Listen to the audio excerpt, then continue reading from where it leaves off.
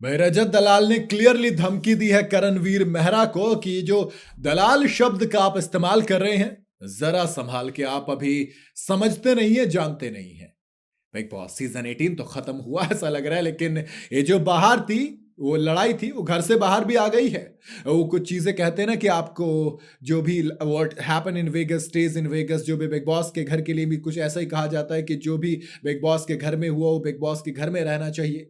लेकिन शायद इस बार के जो कंटेस्टेंट है वो उस चीज पर मान नहीं रहे हैं। एक तरफ तो भैया विवियन डिसैना है जो कि रनर अप रहे, दूसरे तरफ करणवीर मेहरा विनर बने और रजत दलाल सेकंड रनर अप रहे। इन तीनों के बीच मुझे लग रहा है चीजें अभी सही नहीं है, और खासकर विवियन और रजत, ये दोनों अभी करणवीर मेहरा को आड़े हाथों ही ले रहे हैं। बन नहीं रही है दोस्त। दोनों के बारे में बात करूंगा। सबसे पहले बात करूंगा कि क्या क्या चल रहा है। सबसे पहले करणवीर मेहरा की बात करते हैं, उन्होंने क्या कांड किया।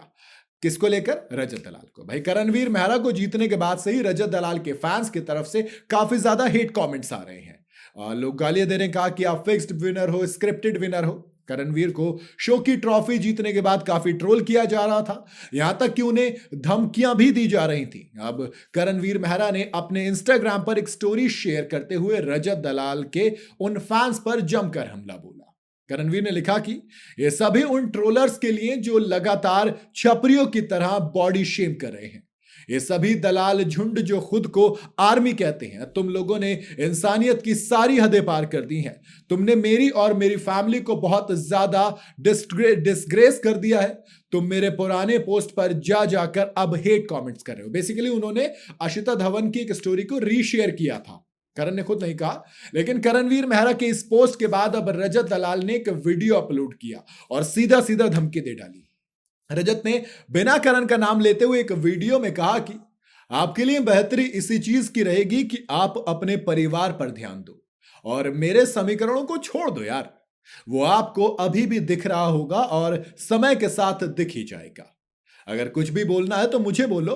वो जो मेरे नाम के पीछे लिखा है ना, दलाल, उसे बीच में मत लाओ। आप शहरी पपलू टपलू हो, आपको नहीं पता ये क्या होता है। आप मस्त रहो, नहीं तो आपको बहुत दिक्कत हो सकती है। बेसिकली रजत दलाल ने इसमें करण और असिता धवन, उन दोनों को आड़े हाथों लिया, दोनों को कटघरे में खड़ा किया और दोनों से कह दिया कि भैया जरा ध्यान से, वरना कुछ भी हो सकता है। अब करणवीर मेहरा की तरफ से तो कोई रिस्पॉन्स नहीं आया, बट जो असिता धवन है उन्होंने कहा कि ये क्या कह रहे हो, कुछ भी हो सकता है। भाई हम लॉ एंड ऑर्डर वाली कंट्री में रहते हैं जहां पर लॉ एंड ऑर्डर होता है। आप अगर मुझे कुछ करोगे तो फिर आप भी बच नहीं पाओगे। एक तरीके से ऐसा लग रहा है मुझे, इस हिसाब से फालतू की वॉर है, बंद कर देनी चाहिए। इस चीज में कुछ नहीं रखा, ना आप कुछ बोलिए ना आप कुछ बोलिए, दोनों खत्म हो गया शो। बिग बॉस की लड़ाई है, खत्म हो गई, अब जरा उसे खत्म ही रहने दीजिए तो ज्यादा बेहतर है। रही बात विवियन डिसैना की, तो विवियन भी मेरे ख्याल से चीजें नहीं भूले भाई।